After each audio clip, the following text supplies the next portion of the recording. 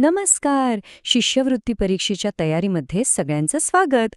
आज आपण गणितातल्या काही महत्त्वाच्या पण थोड्याशा किचकट वाटणाऱ्या संकल्पना एकदम सोप्या करून समजून घेणार आहोत. चला तर मग सुरू करूया. अनेकदा असं वाटतं की शिष्यवृत्ती परीक्षेमधलं गणित खूप अवघड आहे, बरोबर? पण खरं तर तसं नाहीये. काही सोप्या पद्धती वापरल्या की हेच गणित एकदम सोपं होऊन जातं. चला, आज आपण असंच एक टूलकिट तयार करूया. आणि ह्या टूलकिटमधलं आपलं पहिलं साधन आहे कालावधी मोजण्याची एक खास पद्धत. बरं, हे बघा, परीक्षेत हमखास विचारला जाणारा हा एक प्रश्न आहे. समजा एक कारखाना 2 ऑक्टोबरपासून ते 10 ऑक्टोबरपर्यंत उघडा आहे. तर मग प्रश्न असा आहे की तो कारखाना एकूण किती दिवस चालू होता? आता हे कसं मोजायचं? यासाठी एक अगदी साधासोपा नियम आहे. जेव्हा पण प्रश्नामध्ये पासून आणि पर्यंत असे शब्द येतात तेव्हा फक्त वजाबाकी करून चालत नाही.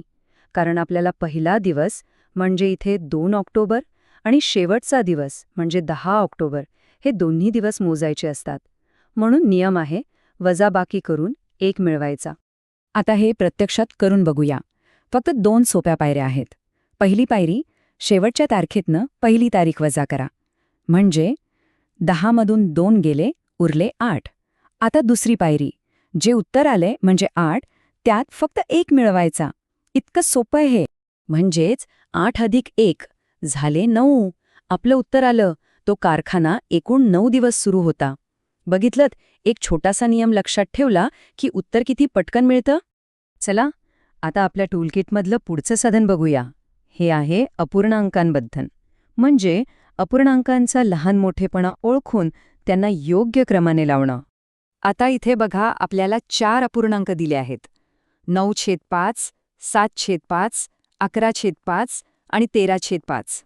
आपलं काम काय आहे तर या सगळ्यांना चढत्या क्रमाने लावायचं, म्हणजे लहानापासून मोठ्यापर्यंत.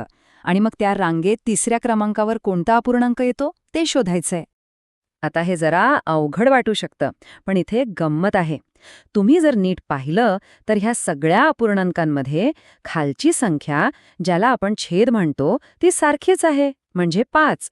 आणि जेव्हा छेद समान असतो तेव्हा नियम एकदम सोपा होतो. ज्याचा अंश म्हणजे वरची संख्या मोठी तो अपूर्णांक मोठा. मग आपलं काम किती सोपं झालं नाही का? तर मग ह्याच नियमाप्रमाणे आपण फक्त वरच्या संख्या बघूया. 7, 9, 11 आणि 13. मग यांचा चढता क्रम काय होईल? अगदी बरोबर. सगळ्यात लहान 7/5, मग 9/5, त्यानंतर 11/5 आणि सगळ्यात मोठा 13/5. आपला मूळ प्रश्न काय होता? तिसऱ्या क्रमांकावरचा अपूर्णांक कोणता? तर या रांगेत तिसऱ्या नंबरवर आहे 11/5 आणि हेच आहे आपलं अचूक उत्तर.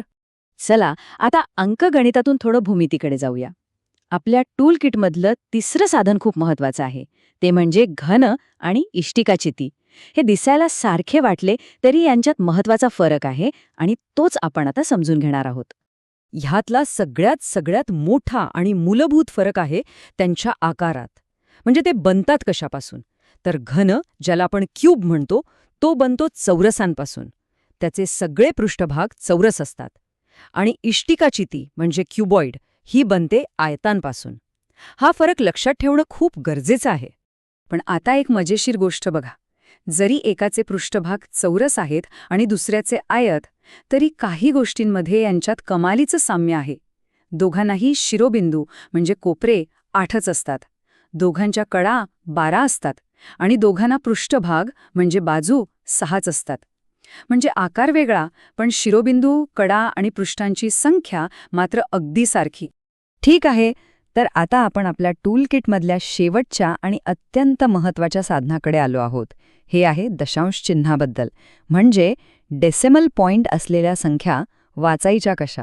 कारण इथं खूप जणांची हमखास चूक होते. समजा आपल्यासमोर संख्या आहे 5.175. आता साधारणपणे काय होतं की याला 5.175 असं वाचलं जातं. पण हे वाचन पूर्णपणे चुकीचं आहे. तर मग बरोबर पद्धत काय आहे? अगदी सोपी आहे. दशांश चिन्हानंतर येणारा प्रत्येक अंक हा सुटा म्हणजे 1-1 करून वाचायचा. तर 5.175 ला आपण वाचणार 5.175 असं. तर हा नियम एकदम पक्का लक्षात ठेवा.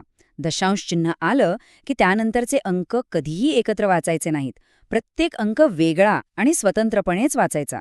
175 175 नाही.